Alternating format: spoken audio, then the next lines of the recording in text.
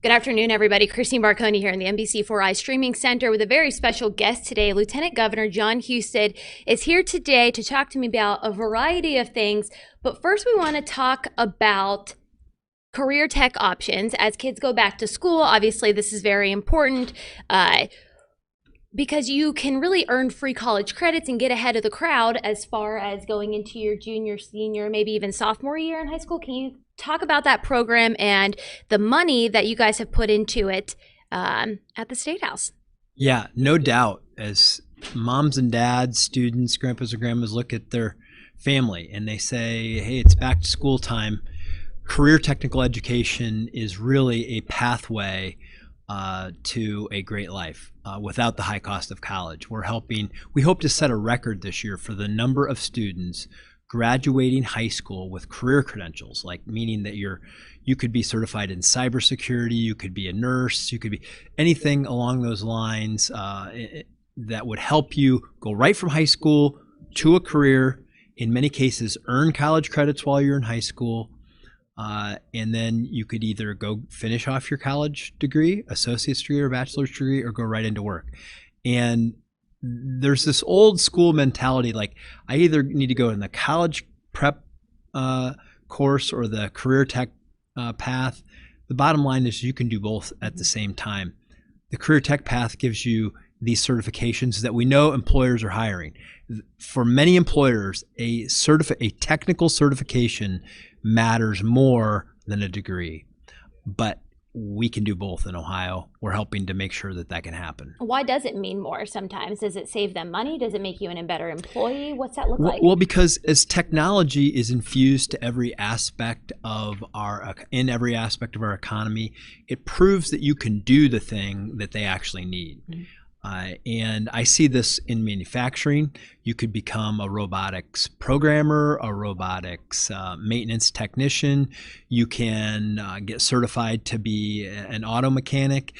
That's not the old school stuff. That's computer technology in many cases today that teach you how to fix. Because what are cars? They're giant computers driving down the road, even more so as we get into automated driving systems and battery-powered cars. All of these technical skills matter a lot more and lead to high-paying jobs that you can have right out of high school. Mm-hmm. But also, if you want to go ahead and earn your associate's degree in electrical engineering or bachelor's degree, you can do that too. These are just, it's sort of like I got a guarantee in my pocket that if I don't finish college, I know that I have the credential that will lead to a great career. And so many, many more students are pursuing these. And we're creating incentives. We put $41 million in the state budget to literally pay incentives to high schools to do more of this. Now, what range of high schools are we talking about here? Are we talking about, your suburban, Cleveland, Columbus, Cincinnati, Toledo, those big cities, those high schools? Are we talking about inner city and then private schools as well? What's that look like? We're talking about all of them. Okay. The career centers, like, in Central Ohio, Tolles is a career center. I've been over in many cases, every county typically around Central Ohio has a career center, but you're seeing high schools begin to mimic what the career centers are doing because they see more and more of their students wanting to earn these credentials and college credits at the same time. So they're putting programs in engineering, technology, cybersecurity, coding, things like that, so that these students can earn those credentials. Now, the teachers in these programs, are they professionals from the career that can help them with connections? Is that another element as well? Yeah, many of them are professionals who've come into education. As a matter of fact, that's why sometimes it's hard to get teachers in these areas because they can make so much more on the outside. Oh, yeah. I talked to one teacher at a career center who was teaching auto body, and he said, look, I could make a lot more working in the industry. He said, but within 4 years, you can make $100,000 a year working in auto body maintenance out in the private sector. And I was blown away. And you hear many teachers telling you, yeah, I retired. I was doing this. I want to give back. I'm here teaching. Oh, very cool. So people with lots of experience under their belt. They've probably worked at lots of different places to make those connections.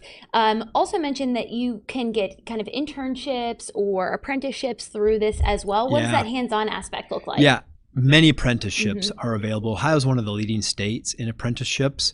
And you can get an apprenticeship in, I think it's 109 different areas right now in Ohio. So There are a lot of those. The bottom line is what if one message is like there's so many different ways to create high-paying careers outside of just going to college.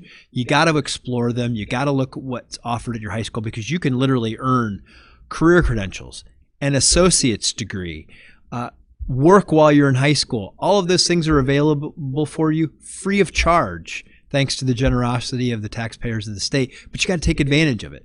You can enroll in many cases as a sophomore in high school.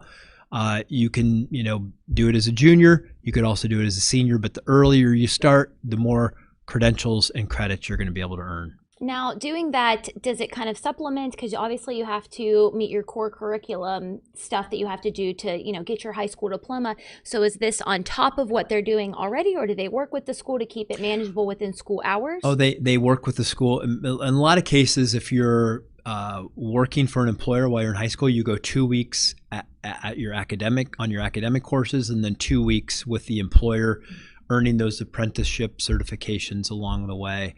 I can't tell you how many great stories I've heard and students I've talked to who just love it, that they're working, they're earning. One high school I was at last year, they made $1.5 million. Students earned $1.5 million. Wow. Working while they were also going to school. It's a new way. It's a new way we have to think about it, because look, right now in Ohio, we're creating jobs at a faster pace than we can find people to fill them. On OhioMeansJobs.com today, there are over 207,000 jobs available there. More than 114,000 of them pay $50,000 a year or more, but most of them ask for a credential or some kind of work experience. You can get both while you're in high school in Ohio. So for the parents out there who are watching, and I'm sure, I don't know, it's probably school time right now, so it's probably mostly parents who are watching right now. So thank you, all of you who are commenting and sharing this story right now. We really appreciate it. Is that conducive for, I guess, a work-life balance for these kids? Are their kids still going to be able to do their clubs, do their sports, their extracurriculars, and have like a normal high school experience while also doing the school and work programs? Yes, they can. Yeah. Look, it's like everything in life. You do have to find the balance. But in many cases, the school or the employer are going to work with you to be able to help you manage that. Because why? Because why do employers want to help you do this? Because when you graduate, they want you to come work for them. Yeah. That's why they're going to work with you. Because if they find, when employers out there today are struggling so mightily to find great employees, that when they get a hold of a young person who's enthusiastic, who's eager to learn, who wants to have a bright future, they're going to try to accommodate you. Okay, so let's turn our attention towards something similar, jobs.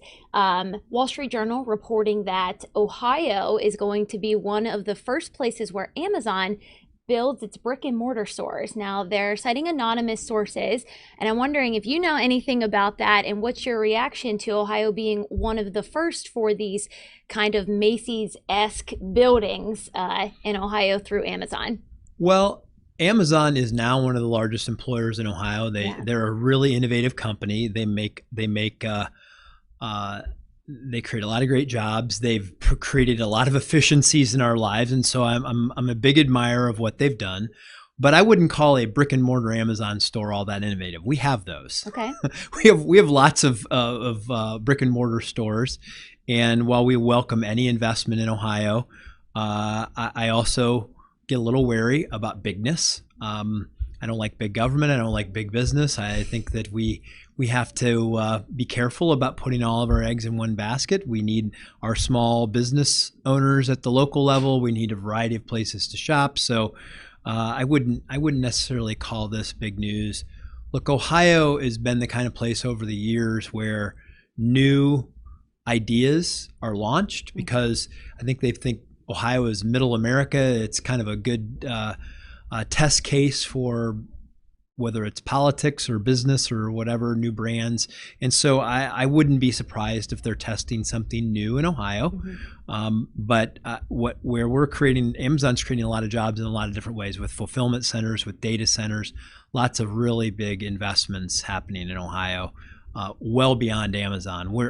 Look, this is just worth sharing with you. Yeah. During the pandemic, we had a lot of high cost operations on the coasts decide they don't need to be on the coast. People don't need to live there. They don't need to have their businesses there. They can live and work anywhere where they have a higher quality of life and more affordable. And a lot of those new operations are coming to Ohio, being expanded in Ohio. And as people look away from the global supply chain, they're looking to the Midwest, and Ohio is winning a lot of these new facilities all over the state. And so I'm going to take you back to the first part. Our ability to grow the economy is going to be based on our ability to supply a workforce. And that's another reason why I care so much about this, because we want Ohioans to be able to take advantage of all of the prosperity that's coming our way. That means making sure everyone has the training. Even if there's adults out there, you said moms and dads might be the only ones listening. You can get free job training in Ohio through Tech Cred and its sister program, IMAP, right now. Yeah. We'll pay for it, up to $2,000 to help you earn one of those industry credentials.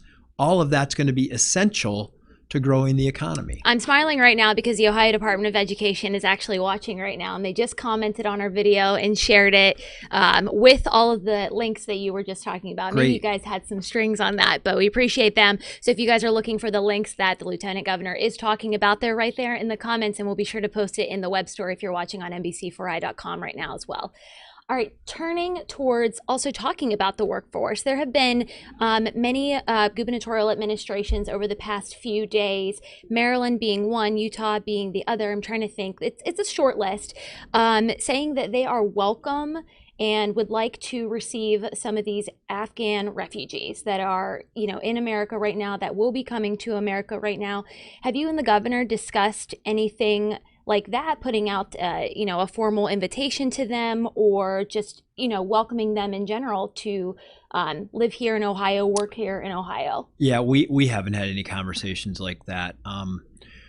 We certainly have an obligation to the Afghani people who were helpful to protecting our U.S. military during their time in Iraq, to make sure that we're protecting them at this point in time. And so I'm sure if any of the people who were allies to the men and women of our armed forces that, and if they're looking at a place to go and they have something to offer, I'm sure the people of Ohio would welcome them. All right, Lieutenant Governor, anything else that we have not touched on that you want to discuss today?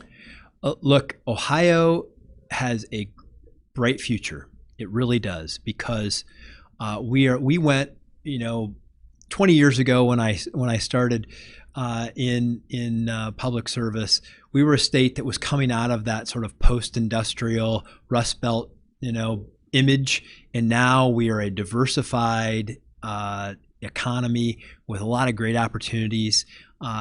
And we are the go-to state in the Midwest now for new business investment and people. And Central Ohio especially is that kind of place. We just have to make sure we have the workforce. So you see those links on there. Please take advantage of them. People talk about free college. We have free job training in the state to help you get the kinds of skills that you need to get one of these higher paying jobs. If you're thinking about a career change, your kids, any family member, send them that way. We want to help them get the skills so they can prosper and live their version of the American dream. All right, I did have one more question, and I wanted to circle back. You said there were 100 and some certifications and apprenticeships in different fields. What are some of the unique ones that you think people would be surprised that are offered in the state of Ohio? Oh my gosh, everything under the sun. Yeah. It's in medical, it's in construction, it's in manufacturing, it's in tech, it's in aerospace. I mean, all over the place. The bottom line is, if you have an interest, we have a pathway for you through an apprenticeship or job training. You can even learn to get certified to fly a drone. Okay.